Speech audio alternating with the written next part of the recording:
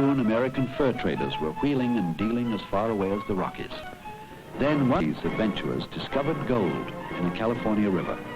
And for a decade or more, the great aim was not to settle the prairie, but to hustle across it and the Rockies and the Great Basin to make an instant fortune in the foothills of the Sierra.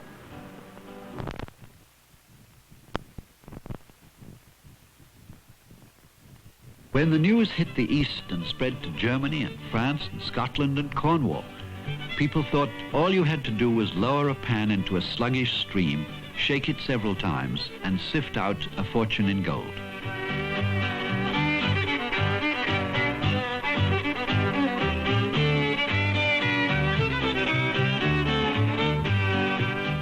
You could go by one of four ways: by clipper around the Horn, which was long and tedious, by ship to Panama and Nicaragua, or down to Mexico, and then dash across the desert to the Pacific. These ways cost money. For the ordinary hopeful, the only way was to walk after a train trip to the Midwest. And this was the point of departure, St. Joseph, Missouri, where the railroad ended and the Middle Ages began.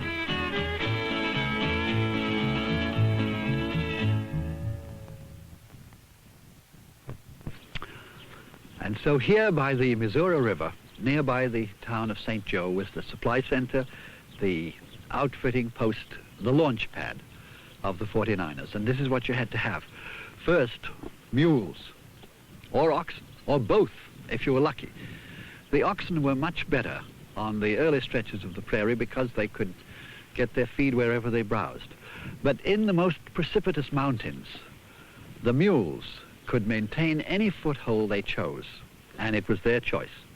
Not for nothing did the idiom come into the language as stubborn as a Missouri mule. Now, if you had some mules of your own and they were already broken in, so much the better. If you didn't, you had to buy what was available at the going price, and many a family sank its savings in the purchase of a few mules.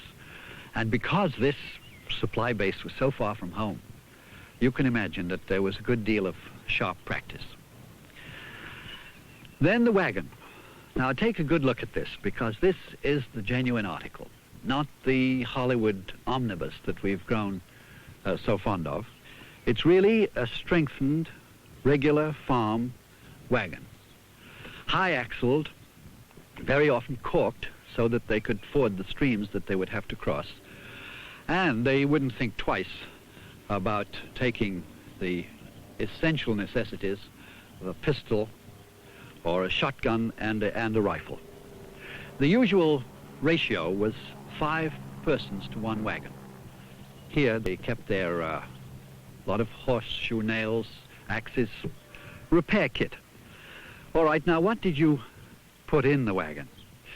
Well, the great trick was not to overload or underload, to hit it just right. By the time you got here, you'd certainly read, maybe even memorized one of these things, The Emigrant's Guide to California, published in a dozen languages, which told you that you must have 150 pounds of flour, 25 pounds of bacon, 25 pounds of sugar, 25 pounds of salt, 15 pounds of coffee. Now, that was the base. Then if you were fairly well-to-do, let's say, or prudent, you could take along maize, cornmeal, rice, prunes, which reminds me, except for the prunes, you will have noticed it's an immensely starchy diet. But then they hadn't read about carbohydrates. Here we come to the portable kitchen, all the pots and pans, the water barrel, essential, the water jug, the lantern candle. Here the soap, lye soap. Also, they took along some homely medicines, especially petroleum, which at that time was being touted as a wonder drug. Here is the hopeful item, which is the pick and the pan. That was for the fortune that you would take out of El Dorado when you got there. Then the personal belongings in those chests there: an overcoat, 8 shirts, 2 pairs of boots, an oilcloth cap, a rubber knapsack. And then anything you cared, any hobby, maybe a mouth organ. Some people even took a harp by way of the late night show.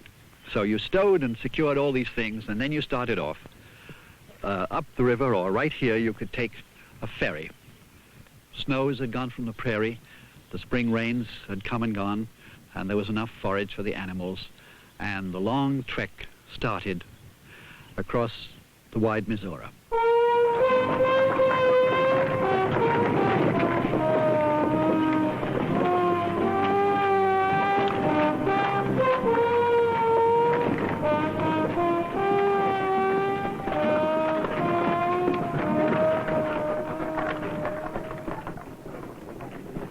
These companies kept journals, and for a few halcyon weeks they remarked on good pasture, clear-running rivers, and shade trees for rest. But then they came to these high plains, and from here on, nature was not so kind. The journey was 2,000 miles long, and it would take 4 months if you were lucky. And the ideal rate of speed was no more than 15 miles a day. That was sensible for both the animals and the humans. And this was the ideal manageable team. 6, 7, no more than 8 wagons. There were companies that took 15, 20, 30 wagons. But they found when they came to this bare land where the timber gave out, that so did the ample forage. And the big companies simply slowed to a crawl. In fact, there were companies that split up quite amicably into units of just this size.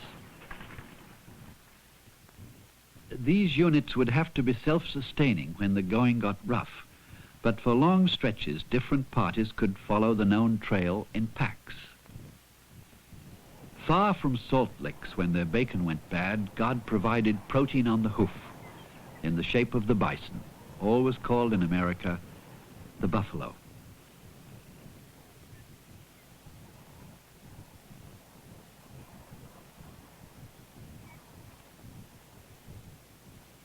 The next big problem was the wide rivers. A few rivermen made a living by ferrying the timid at outrageous prices. Mostly they floated their wagons and mules and hoped they would not add to the surprisingly high casualty list of deaths by drowning.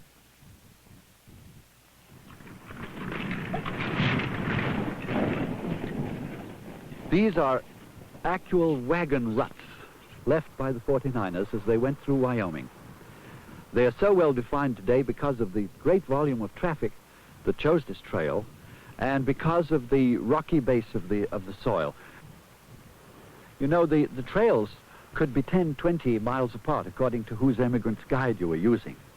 But the word got around that the really safe trail, as the land crumpled and rose towards the foothills of the Rockies, was this one that had been discovered by a fur trader, a trapper, in 1830. And so they all came together here, and if you'd stood here in the June, any June of 1849, 50, right through that decade, you would have seen something like 250,000 people come through with their wagons and their possessions.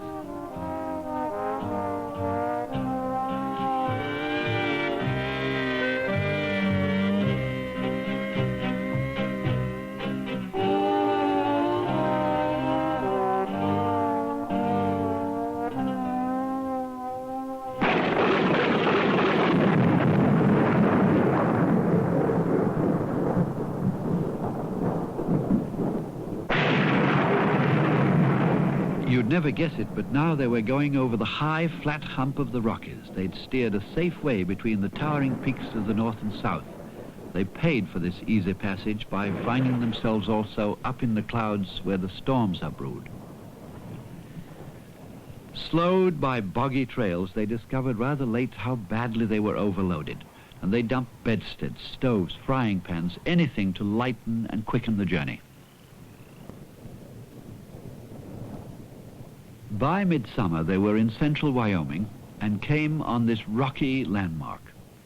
Climbing it became almost a patriotic duty, and inscribing the usual graffiti, a point of pride.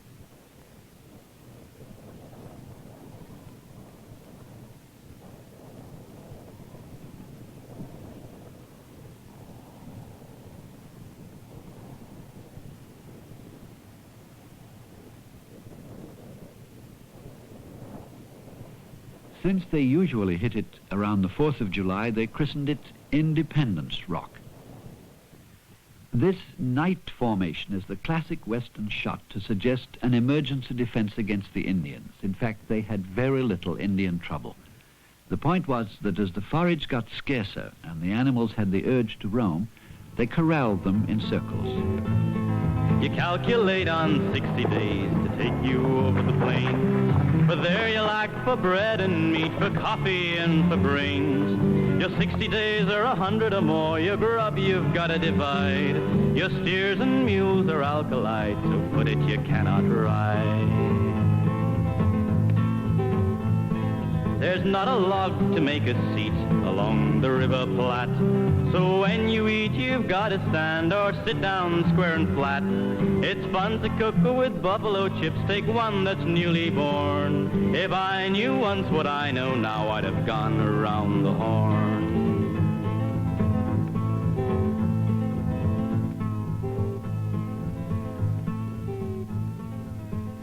Well, the people clattering along this scrub desert were still ahead of the rich men puking around the Horn. But they weren't much happier. They were now in western Wyoming, where a river is in flood one day and a dry bed the next. By now, a bubbling spring was a gift from God. They thought the surrounding pasture was a guarantee of more springs and plain sailing to the coast. Indeed, they christened this place Pacific Springs, but they were still 1,000 miles away from California, where this man, if he keeps it up, will be tomorrow night.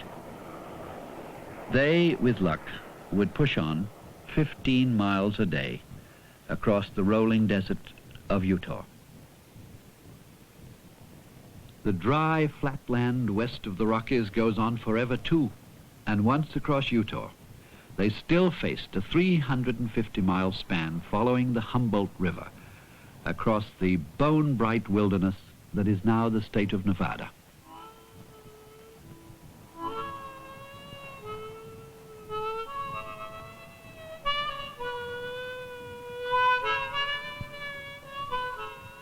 And in the beginning, all was well.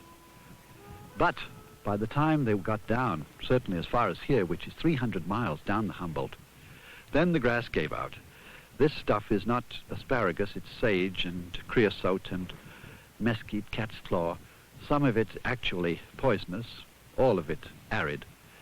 And much worse, that their lifeline, their water, the river itself, now began to get sluggish and fetid.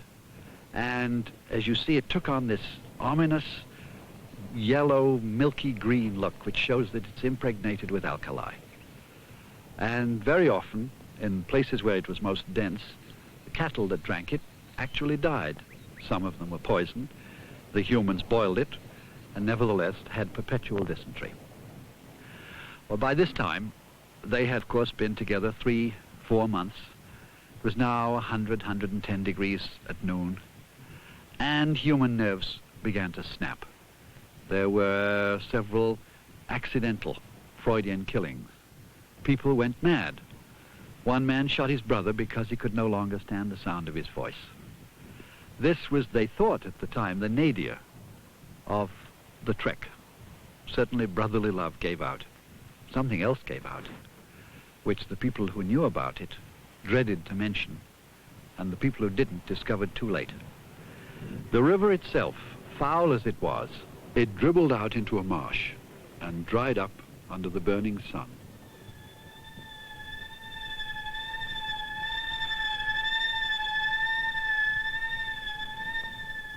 This was something the travelers could not credit till it happened.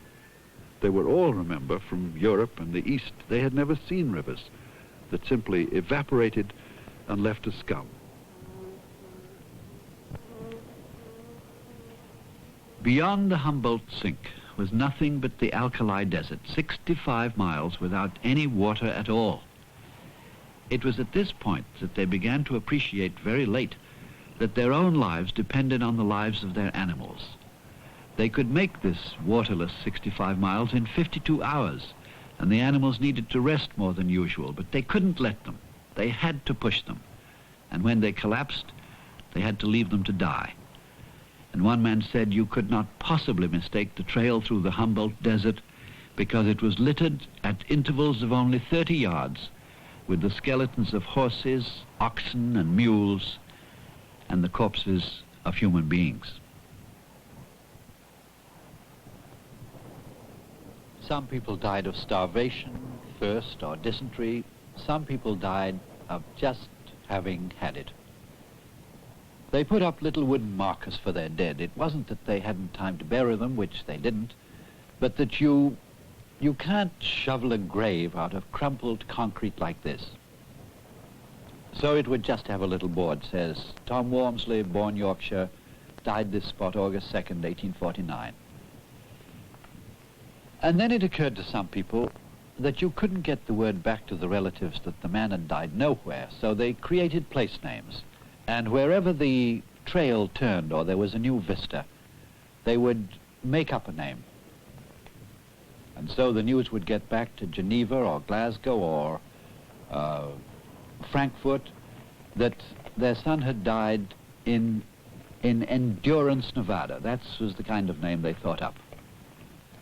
And you can still see them. I have automobile road maps that still contain, over this great wilderness of Nevada, the names given by the 49ers to a stretch of nothing. Such names as Fortitude, Desolation, Last Gasp.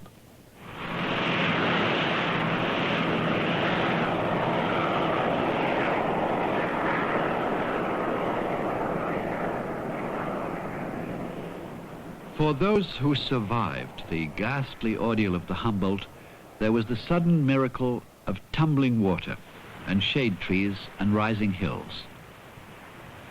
But these blessings were a warning of one last huge hurdle which some Europeans had never even heard of. They thought the last great western mountain range was the Rockies, but these are not the Rockies. They are the great granite fortress of the High Sierra.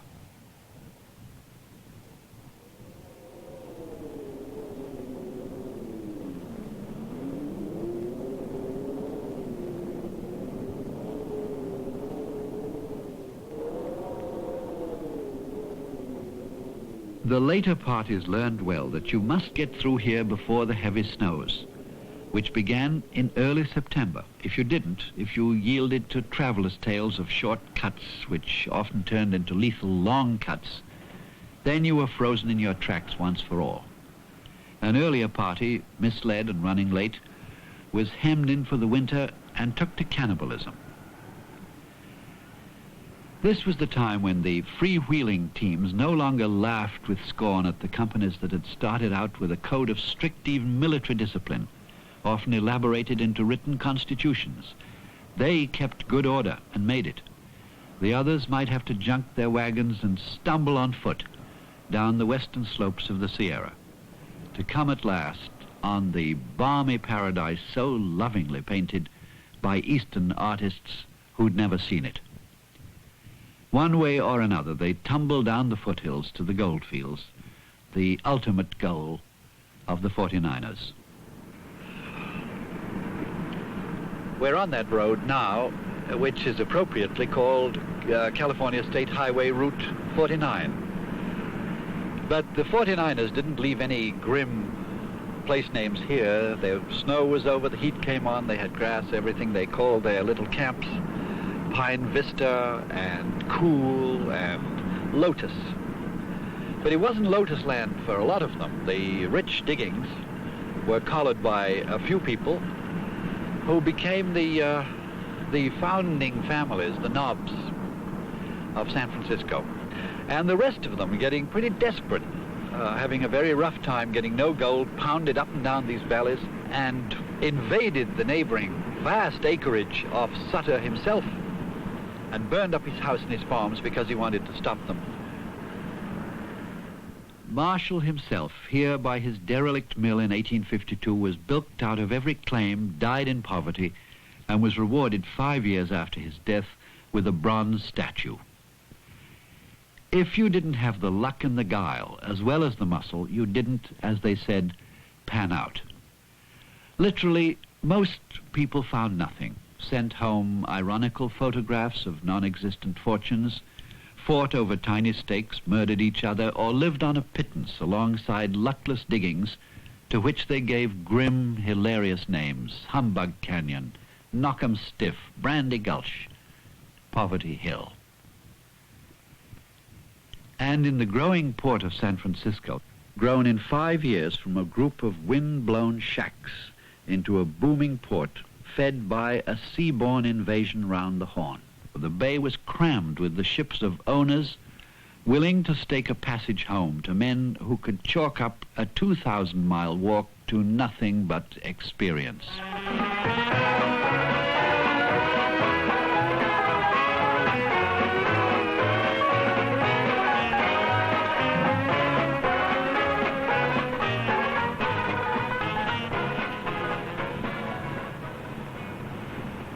I don't think we should get too carried away by the famous ordeal of the gold rush. Of course, it took courage to walk across the empty continent, courage or stark insensibility. But historically, it was a freak.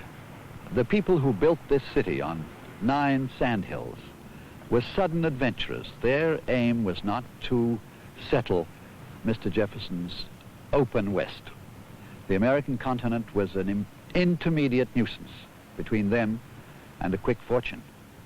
But way back there, 2,000 miles where the Blue Appalachians arise, those were the truer pioneers, the people who slogged across Kentucky and Illinois and Ohio, and gradual settlers, people whose only aim was to extend the stretch of America that could be called the homeland.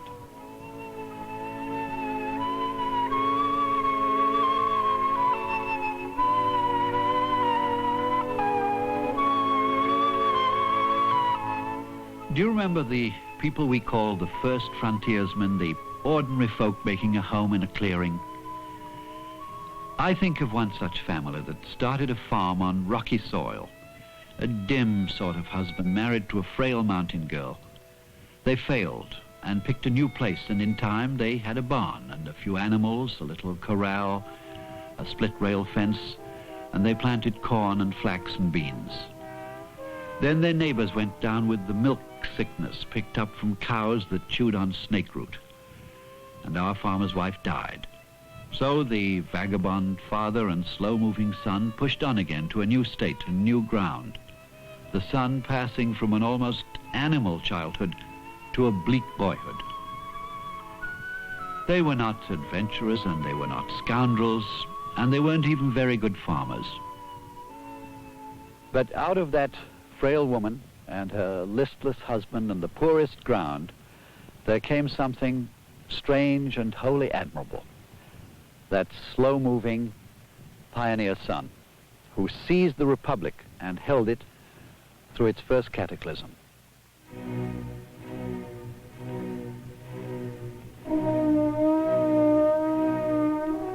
We are talking about nothing less than the most moving life in the American experience, that of Abraham Lincoln.